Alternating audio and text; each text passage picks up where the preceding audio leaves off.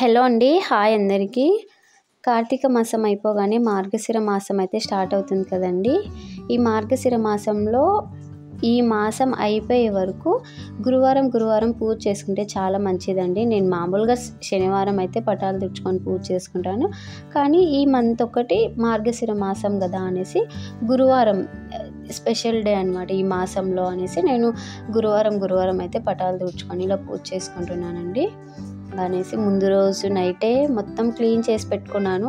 ఎందుకంటే మార్నింగ్ ఎంత ఎర్లీగా లేచి చేసినా ఆ వర్క్ అవ్వదండి. ఏదో వర్క్ మీద టెన్షన్ పడి మనం పూజ సరిగ్గా చేసుకోలేకుంటున్నాం అనేసి యాక్చువల్లీ నేను ఏ రోజైతే పూజ చేసుకుంటామో ఆ రోజే క్లీన్ చేసుకోవాలి అని అనుకుంటానండి. అది నా ఒపీనియన్. బట్ ఫస్ట్ టైం నేను ముందు రోజే ఇలా క్లీన్ చేసి పెట్టుకున్నాను. మొత్తం గుమ్మానికి అయితే పసుపు రాసుకొని బొట్లు పెట్టుకొని చక్కగా ముగ్గులు పెట్టుకోవాలండి. ఎందుకంటే ఇది లక్ష్మీ పూజ అని అనుకుంటారు మామూలుగా గురువారం చేసే పూజ మార్గశిర మాసంలో. అందుకు చక్కగా అలంకరించుకొని పెట్టుకోవాలండి. తర్వాత ఇంట్లో అయితే పూజ చేసుకున్నానండి. పూజ అయిపోయిన తర్వాత బయట ఇలా గుమ్మాలకి దీపాలు పెట్టేసి ముగ్గు పైన గుమ్మాలకు దీపం అయితే పెట్టేశాను. ఓన్లీ థర్స్డేనే అండి, మిగతా రోజులు స్కిప్ చేసేసి అంటే పెట్టుకోరు. ఓన్లీ మార్గశిర మాసంలో థర్స్డే ఒక్కటే పెట్టుకుంటారండి ఇలా దీపాలు. సేమ్ కార్తీక మాసంలో పెట్టుకుంటాం కదా, అంటే తెల్లవారకు ముందే దీపాలు పెట్టేశారు. అలా ఈ గురువారం రోజు కూడా ఇలా చీకట్లోనే అంటే తెల్లవారకు ముందే అయితే ఇలా దీపాలు పెట్టుకోవాలండి. అలా అయితేనే మంచిది. నాది 6 లోపు పూజ కూడా కంప్లీట్ అయిపోయిందండి. ఇదిగోండి పూజ వీడియో మీకు చూపిస్తున్నాను. నేను పూజ అయితే ఇలా చేసుకున్నానండి. ఇంకా నెక్స్ట్ నైవేద్యంగా అయితే నేను ఈరోజు పులగం చేసి పెట్టాను. అమ్మవారికి ఇష్టమైనవి ఏవైనా చేయొచ్చండి. అండ్ యూట్యూబ్లో అయితే ఫస్ట్ గురువారం పులగం అని చూపించారనమాట. నేను పులగం చేసి పెట్టాను. మన ఇష్టం అండి, గారెలైనా పెట్టొచ్చు, పులిహోర అయినా పెట్టొచ్చు, అమ్మవారికి ఇష్టమైన ఏదైనా పెట్టొచ్చండి. బియ్యం పాయసం, దద్దోజనం ఇలా మన ఇష్టం ఏదైనా పెట్టొచ్చు అనమాట.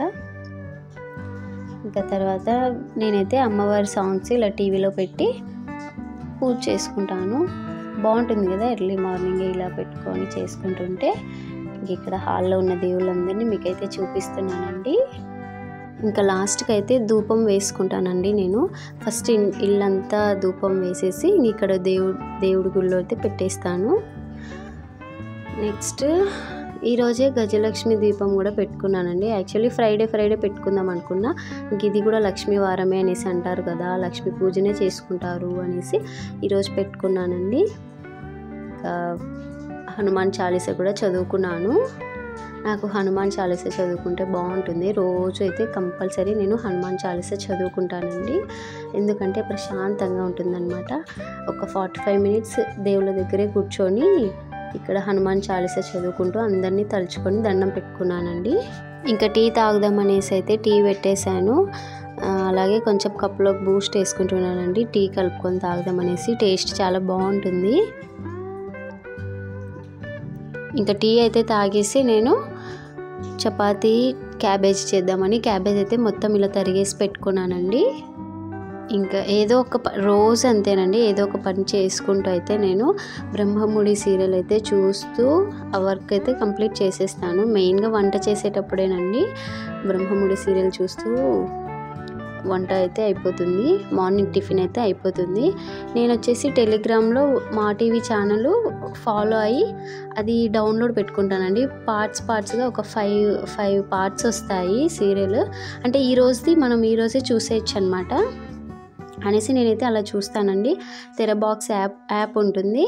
ఆ లింక్ క్లిక్ చేసి మనం డౌన్లోడ్ పెట్టుకొని చూసేయడమే. నేనైతే అలా చూస్తాను రోజు. ఇంకా క్యాబేజీ అయితే ఇదిగో బౌలంలో వేసి ఇలా తిరువాతకి వేస్తున్నానండి.